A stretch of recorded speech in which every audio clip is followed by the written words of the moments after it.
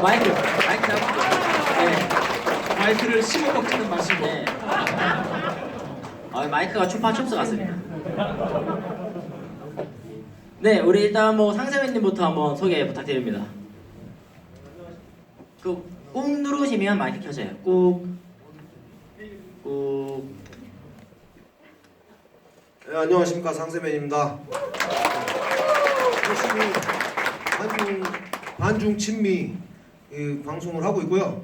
오늘은 정말 제대로 된 이야기를 좀 자극적이고 이 정부가 얼마나 국제 범죄 조직인지 그거를 설명드리려고 이렇게 나왔습니다. 오늘 안 까먹는 거 기대도 됩니까? 안 까먹는 거? 안 까먹어야 까먹어요? 재밌어요. 아. 까먹어도 재밌어요. 오늘 상상한 거라서 내 전문 분야라서. 전문 분야. 오늘 전문 분야를 보여주시는 최초의 상세민님 한번 기대해 보도록 하고 처음 올라오셨는데 한번 본인 소개. 안녕하세요. 의식의 흐름입니다. 목소리 좋네. 네, 뭐 어떻게 유튜브 활동을 하시는 걸로 아는데 간단하게 뭐 나는 어떤 식의 지금 컨텐츠를 하고 어떤 영상을 찍고 있다, 올리고 있다 한번 소개 부탁드립니다. 네, 사실 저는 처음부터 반죽이 중요하다고 해가지고 이쪽에 관심 가졌던 건 아니었고요. 네. 실은 우연찮게 박사님 영상을 보고 박사님의 사실은 솔직히 말씀드리면 외모를 보고선 관심을 가지게 된. 저 K 아닙니다. 저 K 아니에요. 그러니까 왠지 꽂히는 게 있는 그런 거 이 있죠. 왠지 꽂히면 진짜 좋아하는 거거든요. 그러니까 왠지 꽂히는 그것 때문에 남자 싫어합니다. 내년에 박사님 장가 가는 걸. 아니요, 저는 뭐 남자죠 그런 게 아니고요. 그냥 이상하게 갑자기 머물게 되는 이 이상함 때문에 그때부터 한 발 한 발 오다 보니까 채널을 만들게 됐고 그러다 보니까 나 스스로도 왜 반중을 해야 되는지를 나 스스로 공부해가면서 그러다 보니까 한 발 한 발 오다 보니까 오늘 여기에 앉아 있게 되었습니다. 네. 항상 제가 사회를 보거나 연사를 설 때 항상 앞에서 또 저희 이 콘서트를 실시간 스트리밍을 하시더라고요. 그래서 여기 앉아 계시다가 여기 올라가 보시니까 어떤 좀 큰 차이가 있나요? 예, 저는 늘 수석천석 콘서트를 보면서 거기에 대한 어떤 후기들을 꼭 한번 생각하고 좀 남겨봅니다. 그러다 보니까 보시는 분들은 어떻게 느낄지 모르겠지만 한 번의 행사를 만드는 것 자체는 굉장히 어려운 일이 많아요. 제가 또 관련 일들을 해봤기 때문에. 그런데 굉장히 작은 인력으로 되게 작은 비용으로 어떤 최선을 다해서 만드는 모습을 저는 누구보다도 되게 선명하게 그 부분을 많이 느꼈고요. 그러다 보니까 연사로 나오시는 분들도 저 한마디 하기 위해서 굉장히 준비를 많이 했을 텐데 그렇게 많이 느껴왔는데 막상 제가 올려놓고 나니까 저도 많이 떨리고 좀 그런 여러 가지 기분이 좀 드네요. 네. 그 관련 일을 하신다고 하셨는데 그러면 콘서트 이쪽에 관련하고 계신가요? 네, 이런 극장 안에서 거기 어떤 뭐 공연 이런 뭐 뮤지컬 이런 것들을 사실 만들었었고요. 근데 뭐 지금 당장 그 일을 하고 있지는 않은데 네. 과거에 그런 일들을 해왔었습니다. 그럼 제가 지금 이쪽에 공연 이쪽에 몸을 담으셨다고 하시니까 제가 궁금한 게 있는데 박사님 방송에서 그때 그런 게 나왔어요. 요즘에 옛날에는 이제 후진국이 보통 선진국의 시집을 가는 이런 구조인데 요즘에 TV 방송 보면 한국 여자 연예인들 뭐 중국 남자랑 결혼해가지고 뭐 좋아하는 모습 보여주고 이런 게 다 일종의 우리 의식을 친중적으로 이제 물들이는 게 아니냐 이런 말씀을 해주셨어요. 그거 TV 방송이고 혹시 공연 쪽이나 그런 거에도 이런 뭐 친중 물결이 있는지. 네, 관련해서 말씀드리자면 그 친중 물결을 뭐 제가 딱 거기 뭐 몇 초 안에 설명드리긴 조금 힘든 부분인데 제가 경험하기로는요. 원래 한국은 그 아시아권에서 뮤지컬이라는 대중문화 있죠. 거기에 대해서 사실 창작 쪽에서 굉장한 그 잠재력을 가지고 굉장히 많은 인력을 확보하고 있었습니다. 그런 중요한 인프라를 확보하고 있었죠. 그렇기 때문에 일본에서도 한국의 그런 창작 인력에 대해서도 사실 관심을 많이 가졌었고 중국 같은 경우에선 특히 더 한국의 창작 인력에 대해서 굉장히 관심을 많이 가졌습니다. 근데 그 구조가 왜 그렇게 나오냐면 중국 같은 경우에서는요 자신들의 언어로 외국의 노래를 중국 자신들의 언어로 부르는 것 자체를 자신들이 싫어합니다. 그건 거기 전에 갓소니 방송에서도 봤던 것처럼 네. 우리 한국인들도 중국어로 노래를 불렀을 경우에 갑자기 그 노래의 매력이 떨어지잖아요. 그렇죠. 예, 근데 그것을 중국인 자국민들 스스로가 그걸 느낀다는 겁니다. 그렇기 때문에 반드시 창작이라는 것이 그 어떤 뮤지컬이라는 것도 중국인에 잘 맞는 어떤 형태로 컨텐츠가 잘 그 구축이 돼야 되는데 그것이 힘든 부분이 있는 것이 또 공산국가이기 때문에도 그런 게 있어요. 공산국가이기 때문에 창작자들이 자유를 기반으로 해서 자유로운 가운데에서 어떤 창작 활동을 하고 그것들을 가지고 대중문화 콘텐츠가 돼서 그 대중문화 콘텐츠가 스타를 양산하고 그 스타를 통해 가지고 대중들한테 좋은 영향을 미쳐야 되는데 그런 부분들이 힘든 부분이 있다 보니까 제가 좀 말을 길게 하고 있네. 아니요, 편하게 하시면 됩니다. 네. 네. 저를 좋아하지 않으셨기 때문에 네. 길게 하시면 됩니다. 그러다 보니까 한국의 특히 창작 그 기반을 굉장히 중국은 많이 탐내고 있습니다. 그걸 통해서 대중문화를 만들어서 선전선동을 하는데 써야 되기 때문에 사실상 한국의 창작 기반을 굉장히 부러워했었습니다. 그런데 그 기반을 한국과의 교역의 문화적 교류에 있어서 한국 측에서 그 역할을 하고 있는 기업이 있었는데 그게 바로 CJ ENM이었습니다. CJ ENM은 일본과 한국이 교류를 할 때에는 사실 나서질 않았었어요. 그런데 중국과의 교류를 할 때는 CJ ENM이 나타났었고 이미 수년 전부터 한중 그런 문화 교류에 대한 그런 발판을 CJ ENM이 분명히 쥐고 있었습니다. 그러면서 CJ ENM은 한국에 있는 그런 창작인재라고 하면 아티스트도 있고 각종 스태프들도 있고 심지어 프로듀서 여러 분야가 있죠. 그 창작 인재들을 중국에 소개하는 역할을 했는데 그래서 그 한국의 인재들이 중국에 가니까 막상 가보니까 아무것도 갖춰진 게 없었어요. 중국의 뮤지컬, 특히 중국의 뮤지컬이라는 이 대중문화 콘텐츠는 아직도 햇병아리 단계임에도 불구하고 그게 벌써 한 6년, 7년 전임에도 불구하고 아무것도 가진 게 없었어요. 그런 상태에서 한국의 창작 인재들이 중국에 넘어가서 거기에서 아시아적인 감성으로 예술을 풀어내는 바로 그 기술을 가지고 중국의 무대를 채웠죠.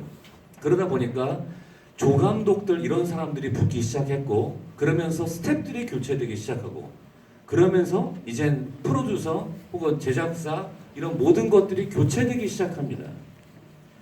자, 그래서 그쪽에 꿈을 안고선 그 관심을 가졌었던 그런 한국의 중소형 그런 그 뮤지컬 제작자들은 처음에 꿈을 안고 갔다가 결국에는 팽을 당해버리게 되는 상황에 이르르죠. 그런데 문제는 그 이후에 굉장히 제 입장에서는 되게 당황스러운 일들이 발생합니다.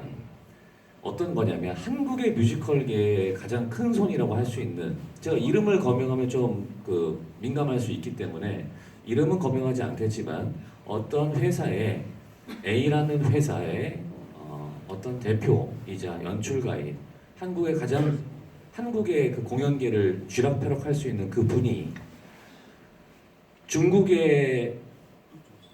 중국에서 공연을 할 수 있는 작품을 만드는데 바로 누구를 주인공으로 하는 작품이냐면요.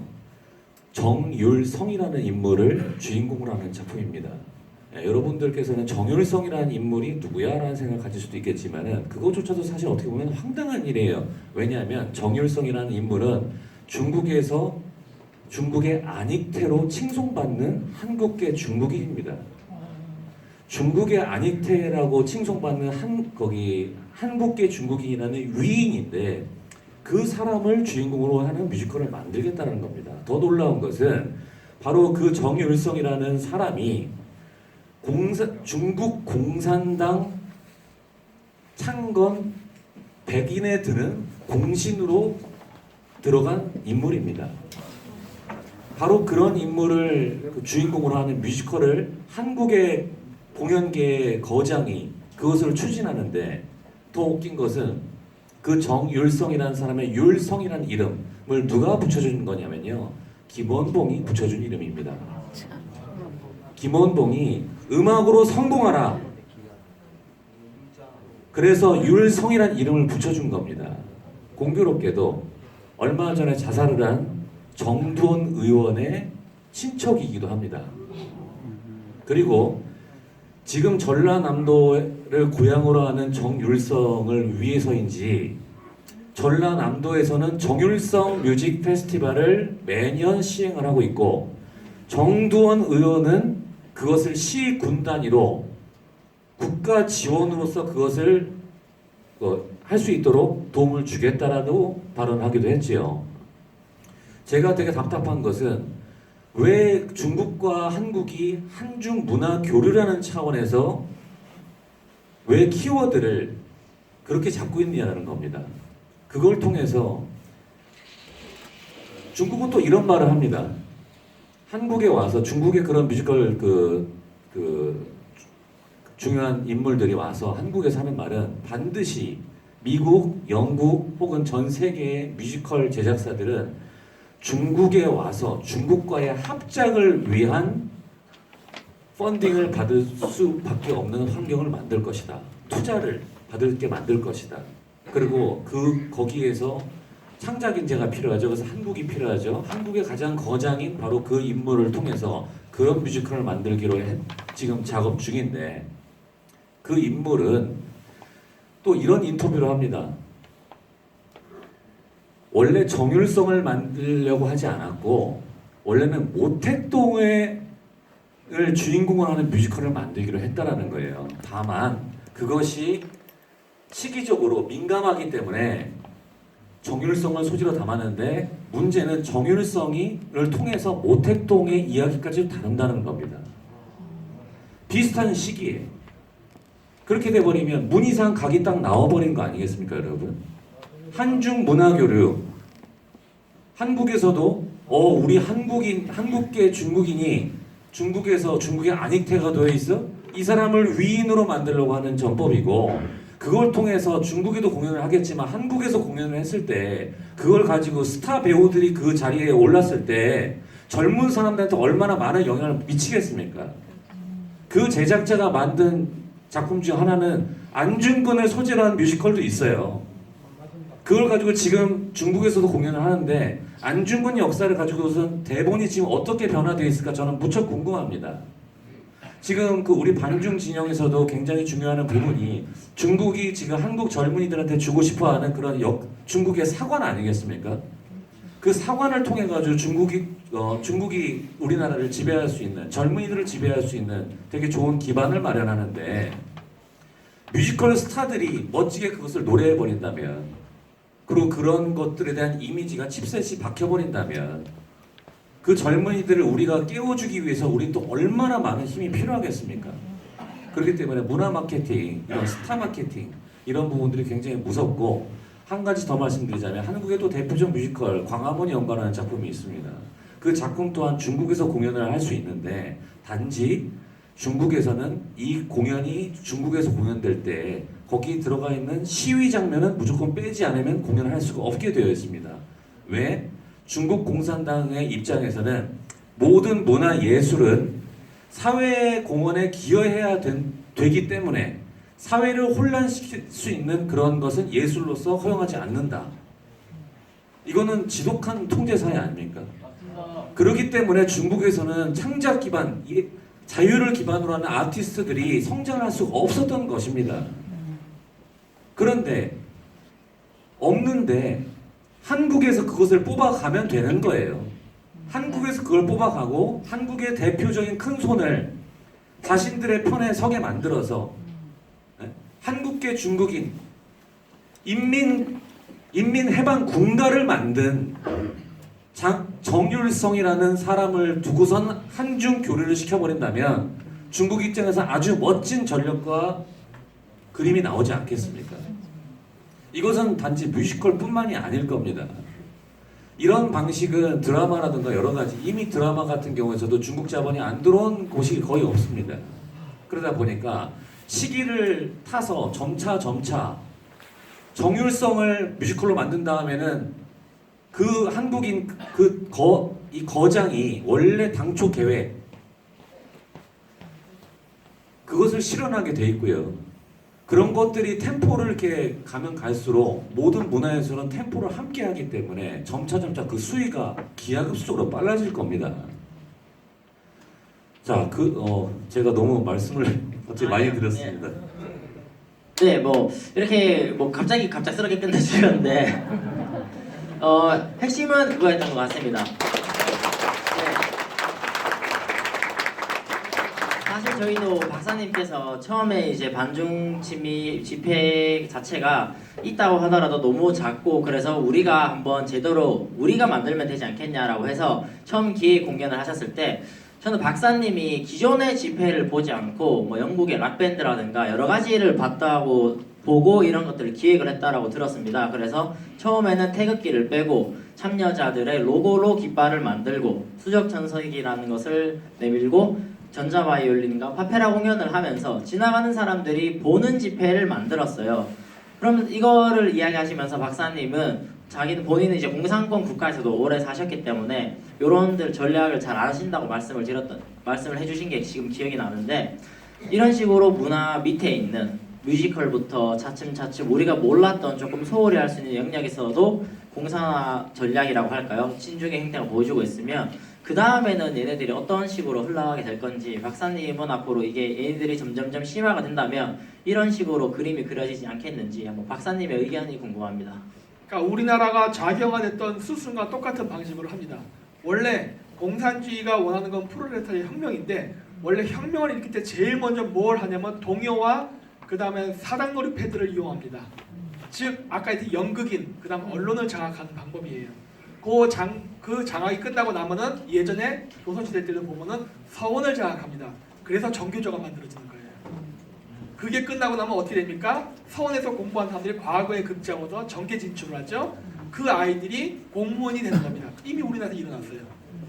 똑같은 프로세스입니다. 지금 중국이 우리나라를 중국화시키기 위해서 들어오고 있는 것은 먼저 친중국화시키기 위해서 연예인들, 한중 연예 커플, 그 다음에 어떤 중국에 대한 호감, 세계 테마 게임을 전부 다 중국 쪽으로 돌려가지고 중국은 좋은 나라, 아름다운 나라, 여행 가고 싶은 나라로 이미지 포장을 하고 거기에 한국의 연예인, 그 다음에 배우 이런 사람들을 친중화시키고 중국의 여러 위인들을 그러니까 중국인 입장에서 위인이죠. 이걸 우리 한국인들도 같은 위인으로 받아들이고 존경하게끔 만드는 정책을 슬슬 씁니다.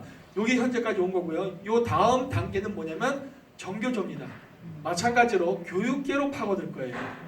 그래서 우리나라 교육에 친중 문화가 생기게 그건데 이미 벌써 금천구에서 벌써 중국어를 이중언어로 쓰는 걸 벌써 들어가고 있죠. 벌써 시작됐다는 겁니다. 그 다음이 뭐였으니까 정계 진출. 정계 진출은 아직은 안 됐어요. 기존 정치인들을 친중화시키는 건 진행됐지만 근데 앞으로 우리나라에 막 무분별하게 들어온 외국인들 한국인은 국적 취득하게 만들었죠. 이 아이들 이중언어에서 한국어 중국어 쓰게 하죠. 그 엄마가 중국인이거나 아빠가 중국인 경우 이런 애들 이런 아이들이 성장을 해서 나중에 경찰이나 군인이 되거나 공무원이 된다면은 우리는 그때부터는 완전히 중국의 식민지가 되는 겁니다. 이 작업은 이미 시작이 됐고 현재 가장 많이 진행된 쪽은 연예계 쪽이에요. 그리고 앞으로 10년, 20년 뒤에는 지금 제가 말한 시나리오가 다 작동이 돼갖고 이제 좌경화가 문제가 아니라 중국화가 문제가 될 상황이 벌어지게 될 겁니다. 네. 박사님 아직 정계 진출은 이루어지지 않으셨다고 했지만 지금 잠깐 문득 그 이야기를 듣고 생각나는 게 민주당에서 그 중국 동포 특별권익위원회 이런 걸 열지 않으셨습니까? 그거 관련해서도 약간만 더 설명해 주시죠. 민주당은 20년 장기 집권을 위해서 외국인들을 끌어들이는 겁니다. 미국 지도를 잘 보십시오. 캘리포니아 샌프란시스코는 무조건 민주당의 텃밭입니다. 그 지역은 멕시코, 그다음 그 외 아시아계 이민자들이 가장 많은 지역이에요. 그 사람들이 민주당을 몰빵하기 때문입니다. 지금 국제코미토론 조직도 그 원리를 그대로 이용해서 우리나라의 난민과 중국계 이 불법 노동자들을 집어넣고 그거를 합법화시키면서 쪽수를 불리는 작업을 해요. 그 과정을 통해서 민주당이 항상 당선될 수 있게끔 그거를 만들어 나가고 있는 겁니다. 주로 지방, 전라도, 충청도 지역부터 하나하나 장악해 나가고 있는데 이 작업이 더 나가게 되면은 지금 방금 말씀한 이런 일들이 다 같이 일어나게 되는 거예요. 이 작업을 지금 준비를 하고 있는데 단 우리가 이걸 눈치챈다면 이걸 막을 수가 있겠죠. 근데 문제는 뭐다? 우리가 이거를 알고 눈치챈 사람은 현재도 극소수라는 겁니다. 그렇지만 우리가 인터넷을 쓴다면 이거는 극복할 수가 있어요. 그리고 이 사람들이 정계 진출까지는 아직은 연결이 안 됐지만은 조만간은 될 수 있습니다. 아까 얘기했듯이 그 중국 그 기화동포 어쩌고저쩌고 이 사람들도 지금 했지만은 이 사람들이 결국은 민주당이 자기네들의 20년 장기 집권을 위해 끌어들인 중국인들이 지금 당장은 민주당을 뽑는 데 쓰이겠지만 여러분 아시죠? 그 박옥선 씨가 원래는 새누리당 출신이었다는 거. 이자스민 새누리당 출신이었죠? 지금 어디 갔습니까? 민주당과 정의당으로 갔죠. 마찬가지입니다. 이들은 자신을 위해서 일할 겁니다. 따라서 제가 아까 얘기했죠. 우리도 10만 명이 모이는 군중 앞에서 반중 친미를 외치고 싶다. 하지만 우리가 현재 할 수 없다면 남이 만들어놓은 네트워크를 이용한다고 했잖아요. 똑같습니다. 저들의 전략도. 왜? 제가 그 빨갱이 노트를 배우기 때문에 그래요. 그래서 저들이 쓰는 전략은 뭐다? 민주당이 장기 집권을 하기 위해서 만들어 이 외국인 이민자를 부드럽게 받아들이는 이 네트워크를 이용해서 중국인들을 많이 받아들이고 민주당을 일단 찍다가 어느 임계 시점이 딱 지나면 그때부터는 이들은 중국인을 위한 정당을 만들고 중국인을 위한 정치를 뽑는 단계로 넘어갈 겁니다. 요게 이들이 지금 원하는 최종 목표예요. 그래서 지금 새누리당에서 민주당으로 간 거고 나중에는 외국인 정당 창당법을 만들어서 얘네들 스스로 중국당을 만들어 버릴 겁니다. 네, 이게 앞으로 일어날 일입니다. 네, 그 아까 전에 말씀하신 박옥선이라는 여자가 새누리당에서 이제 정치를 시작했고 그분이 인터뷰를 제가 봤을 때 그분이 아니 대놓고 이렇게 인터뷰를 했더라고요. 처음에 정계에 뛰어든 이유가 나는 우파고 좌파고 보수고 진보고 그런 정치 이념 아무것도 모른다. 나는 그냥 이 땅에 우리 조선족들이 좀 더 잘 살 수 있도록 하면 좋겠다라는 취지의 인터뷰를 당선 직후에 했더라고요. 이것만 보더라도 사실 좌파나 우파나 친중의 선에서 결국에는 어느 정당이 이기든지 간에 자유롭지 못하다는 걸 단편적으로 보여주는 게 아닌가 이런 생각이 들고 그러면 우리가 당연히 이런 걸 상쇄시키기 위해서 이제 상세맨님이 지금 오늘 약간 중국 국기 같은 옷 입고 오신 것 같은데 네, 빨간색 노란색 이렇게 하신 것 같은데 이거 찢을 거예요 나중에? 중국 국기 아니에요 진짜. 아, 네. 메이드 인 차이나 아닌가요? 아, 이거 이게 전문 분야로 오늘 말씀해 주신다고 하셨어요. 네, 지금 어떤 건지 한번 이제 이야기해 주시겠습니까? 아, 제가 그 PPT도 준비를 해왔는데 네, PPT 네, 해주시기 바랍니다. 지금 방금은 우리 저 의식의 흐름님께서 중국을 이제 미화시키는 그런 작업하는 놈들에 대해서 계속 얘기를 해왔지만은 그 열심히 중국을 미화시키고 뭐 정계권이나 뭐 언론이나 모든 미디어에서 그렇게 해오지만은 그걸 아주 상쇄시켜버려야겠습니다. 상쇄네. 이 씨가 이게 일단 네, 시간 뭐예요? 그 시간? 이게 디맵이라는 거예요, 디맵. 아니 제가 알고 있으니까 상관없어요. 디맵이라는 건데 오늘은 그러니까 이 디맵이라는 게 어떤 문제가 되는지 디맵은 문제가 안 됩니다. 다크웹이라는 게 문제가 되는데 디맵은 그냥 흔히들 우리가 비밀번호 같은 거 있잖아요. 그러니까 컴퓨터 암호화로 컴퓨터 그러니까 모두하고 공유 안 하고 자신이 뭐 카드 비밀번호, 통장 비밀번호 그런 개념이에요. 그러니까 뭐 남들하고 공유 안 하고 비밀적으로 쓰는 거. 그게 크게 말하면 간단히 얘기하면 디맵이고 우리가 인터넷을 쓰는데 우리가 인터넷 쓰고 있는 월드와이드 그 인터넷이 우리가 쓰는 거는 전 인터넷에서 4%밖에 안 됩니다. 빙산의 일각이라 이거죠. 그 이제 지하에 있는 다크웹이라는 뭐 디웹 그 이제 지하에 있는 게 디웹인데 네. 다크웹이라는 게 그러니까 지금 현재 그 범죄로 많이 쓰이고 있다는 거예요. 범죄로 많이 쓰이는 다크웹이 일단 일반인들은 쓰지를 못하고 일반인들은 접속 못해요. 그러니까 익스플로어나 크롬이나 그런 걸로 접속이 되는 게 아닙니다. 토르라는 프로그램으로 우회 프로그램으로 접속을 하는 건데 토르, T, 더, 어니언, O가 어니언 그리고 R이 루터 그러니까 양파 껍데기라는 뜻입니다. 그러니까 아무리 까도 알 수 없다는 뜻의 그런 프로그램으로 돌아가서 그걸로 다크웹이라는 거를 만들어서 많은 지금 범죄를 저지르고 있어요. 지금 현재 제가 이거는 너무 자극적이어가지고 얘기를 안 하려고 했었는데 거기서는 거래를 어떤 거래를 하냐면은 소아 아동 성인물 있잖아요. 아동 성인물, 성폭행물 그런 영상도 거래를 하고 그리고 마약 거래. 엊그저께 박사님이 최근에 그 북한산 마약 그게 거래하는 게 다크웹으로 거래하는 겁니다. 북한 핵무기 벌어주는 거예요. 핵무기 자금 벌어주는 거. 그런 거하고 그리고 또 스너프 영상이라고 그냥 사람 죽이는 영상입니다. 인간의 범죄자들의 그 쾌락을 위해서 사람 죽이는 영상. 그거하고 이제 화생방 무기 거래. 저 IS 그런 사람들이 또 여기서 무기 거래를 해요. 그리고 테러 계획도 여기서 하고 그리고 살인 청부업도 할 수 있습니다. 그러니까 이 다크웹이라는 걸 이용해서 그러니까 FBI나 어떤 데서도 추적이 안 되는 거예요. 추적이 안 되는 건데 이걸 이용해서 앞으로 살인 청부도 가능하다는 거죠. 살인 청부도 외국인들 시켜가지고 이제 뭐 인형적으로 지들하고 안 맞으면 사람 죽일 수도 있는 겁니다. 그런 식으로 하는 범죄 프로그램을 하다가 요즘에 문제가 된 게 뭐냐면은 이거 다음 페이지로 부탁드립니다.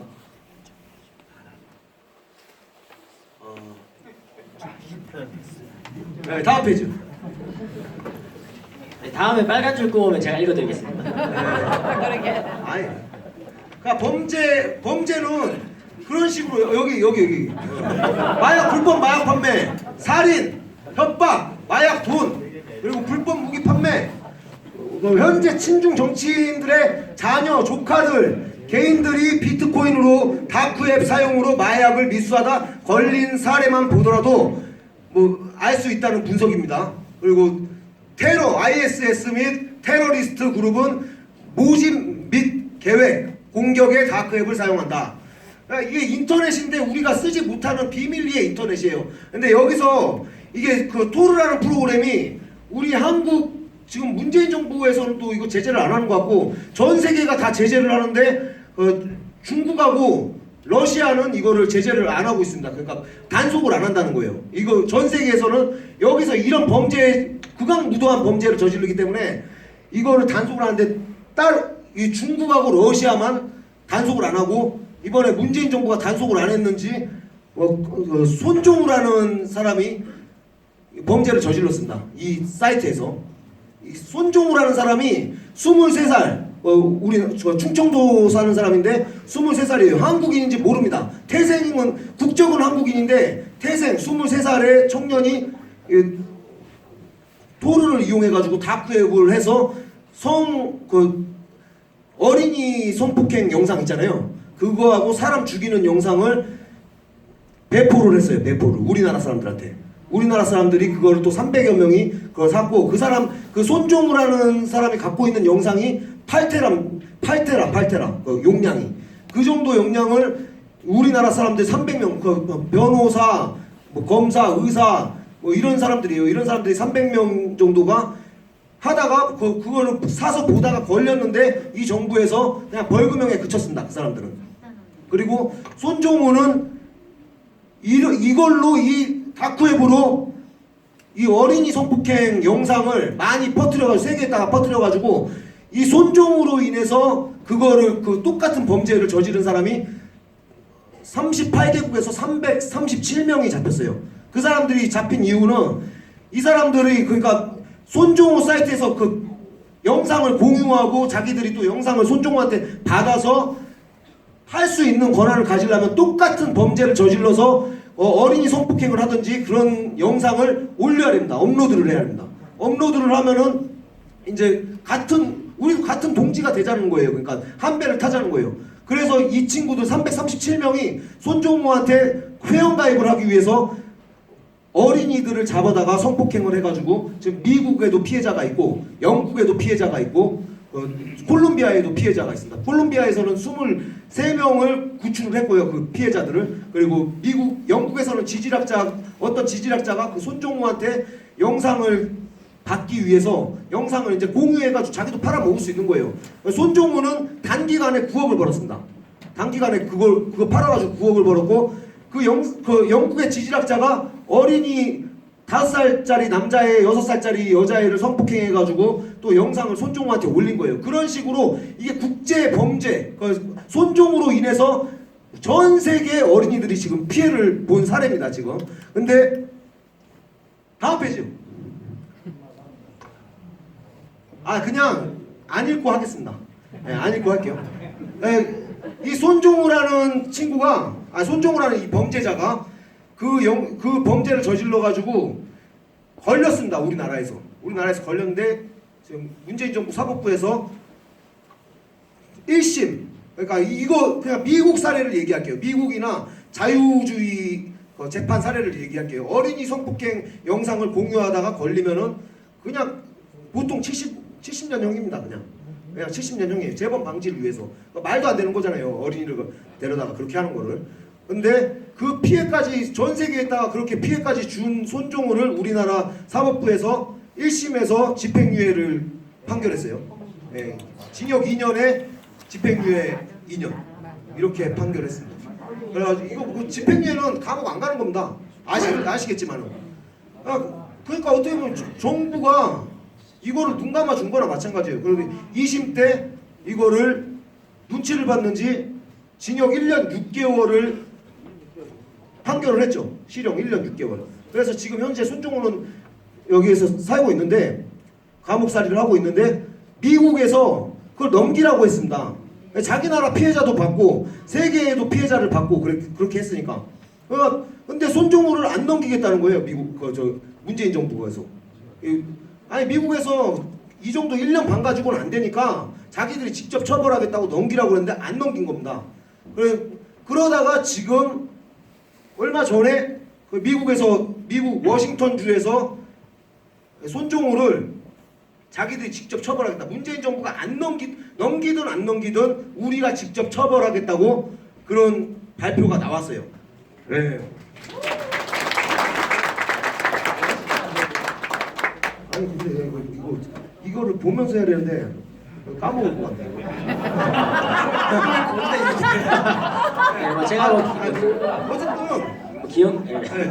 아니 중국이 중국에서 특히 연결이 돼 있는 게 중국에서 많이들 이런 범죄를 많이 저지릅니다. 중국에서 어린이들 지금 이게 어린이 성폭행 중에서는 그게 있어요. 심지어 진짜 입 밖에 내기도 어렵지만은 신생아도 있습니다. 신생아 피해자가 이게 진짜 인륜을 벗어난 일이에요. 이게 진짜 사람이 할 짓이 아닙니다. 근데 이게 어디서 그런 애기들을 구하냐? 저기서 뭐 신장 위구르 같은 데서 그런 데서 성폭행도 많이 하고 아이 출산도 그렇게 하게 된다고 하더라고요. 여러 군데에서 좀 중국에서 하는 그런 게 되게 많습니다. 지금 여기 다크넷에서 하는 범죄들이.